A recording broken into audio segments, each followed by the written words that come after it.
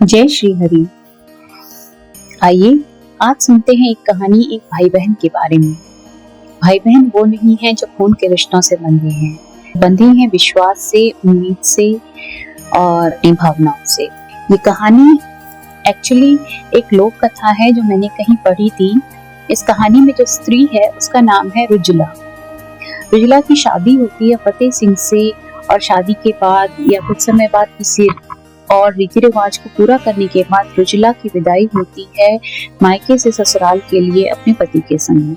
मायके से ससुराल दूर है, रास्ता लंबा है, तो दोनों को चलते चलते शाम हो जाती है, सूरज डूबने को है। जिस गांव से वो गुजर रहे हैं उस गांव के लोगों ने उनको कहा कि रात यहीं गुजार लो, आगे डाकुओं का खतरा है।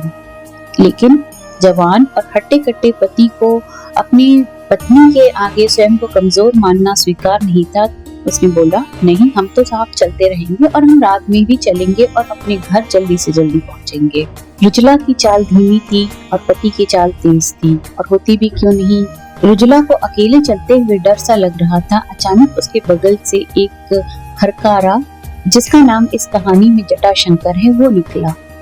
इत्तेफाक से वो रुजुला के गांव का ही था, उसका पड़ोसी था। रुजुला ने उसको प्रणाम किया। हरकारे ने चौंक के पूछा, कौन? रुजुला ने उसे अपने पिता का नाम लेते हुए अपना परिचय दिया। उसने बोला, इतनी रात को यहाँ अंधेरे में क्या कर रही है? रुजुला ने बताया अपनी पूरी कहानी के पति के संग जा रही हूँ, पति आगे चल रहा है। खैर, तब तक पति ने पीछे मुड़ के देखा शंका से अपनी पत्नी को कि ये बीच रास्ते जंगल में अंधेरे में किससे बात कर रही है। रुजुला ने बोला, ये मेरा भाई है। ये बात उस हरकारे को दिल में छू गई। खैर, उसने रुजुला से थोड़ी दूरी बनाकर पीछे पीछे चलना शुरू कर दिया कि उसके पति को कोई परेशानी न हो। चलते चलते ये लोग एक तालाब के किनारे पहुंचे और वहां पे झाड़ियों में पहले से ही कुछ डकैत छुप के बैठे थे। इन लोगों की आहट पाकर डकैत बाहर निकल आए और उन्होंने रुजुला के पति फतेह सिंह की गर्दन पे तलवार रख दी। फतेह सिंह की हिकड़ी डाकुओं की टोली देखकर सार गई और उसने चुपचाप समर्पण कर दिया।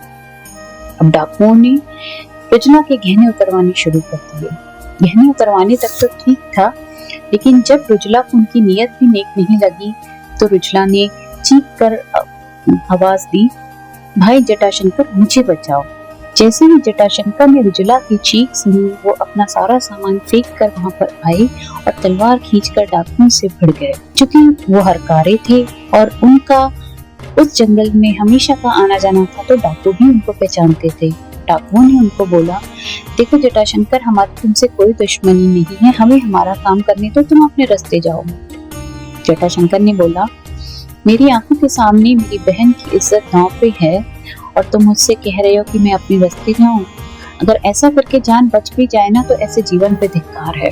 जटाशंकर तलवारबाजी में माहिर थे और डाकुओं से भिड़ गए। ज्यादातर डाकुओं को उन्होंने खदेड़ दिया, लेकिन फिर भी आखिर के कुछ डाकुओं ने उनके ऊपर प्राणघाती हमला किया और वो गिर पड़े। जब जटाशंकर डाकुओं से लड़ने में व्यस्त थे, उस समय फतेह सिंह ने कैसे भी करके अपना हाथ छुड़ाया और आके रुजुला से बोलते हैं कि चल जल्दी, ऐसा मौका दोबारा नहीं मिलेगा। तब तक फतेह सिंह डाकुओं से लड़ते लड़ते उस हमले की वजह से गिर चुके थे। रुजुला ने बोला, तुम्हारे संग तो मैंने 7 फेरे लिए थे, पर फिर भी तुमने मेरी इज्जत बचाने की जगह अपनी जान बचाने को समर्पण कर दिया। और ये मेरा भाई जो मेरे संग सिर्फ 4 कदम चला था, इसने मेरे लिए अपनी जान गंवा दी। इसकी लाश को यहाँ जंगली जानवरों से नोचने के लिए छोड़कर मैं तुम्हारे संग संसारिक सुख भोगने जाऊं, तो मेरे इस जीवन पे लानत है, धिक्कार है। फतेह सिंह को बड़ा गुस्सा आया। उसका, जब कहते ना वो जो मेल ईगो है, उसका जो हस्बैंड वाला ईगो है, वो हर्ट हुआ, तो उसने बोला, जा, तेरे जैसी तो मुझे लाखों मिलेंगी। और वो कायर रुजुला को जंगल में अकेली छोड़कर वहां से चला गया। रुजुला रात भर जटाशंकर के लाश के पास बैठी रही और रोती रही। सुबह होने पर उसने लकड़ियां इकट्ठी की और जटाशंकर के लिए चिता बनाई। जटाशंकर के लिए चिता बनाकर उसने उस चिता को अग्नि दी और स्वयं भी उसके संग ही उसने स्वयं अपने शरीर को अग्नि के हवाले कर दिया। कहते हैं, जिस जगह पे इन भाई बहनों ने जान दी थी, उस जगह पर तालाब के किनारे आज भी वहां पे एक मंदिर बना हुआ है, जिसकी बड़ी मान्यता है और पूजा पाठ होती है। तो देखिए, इन दो मुंह बोले भाई बहनों ने ये साबित कर दिया कि रिश्ते बनाना और निभाना किसी खून या पारिवारिक बंधन के मुहताज नहीं है। ये सिर्फ चाहते हैं थोड़ा सा समर्पण, थोड़ा सा विश्वास और उम्मीद। अगर आपको ये कहानी अच्छी लगी हो और आप ऐसी ही कहानियों को और सुनना चाहते हो तो बने रहिए श्री हरि शरणम की इस यात्रा पर मेरे साथ। Till then, take care and stay happy.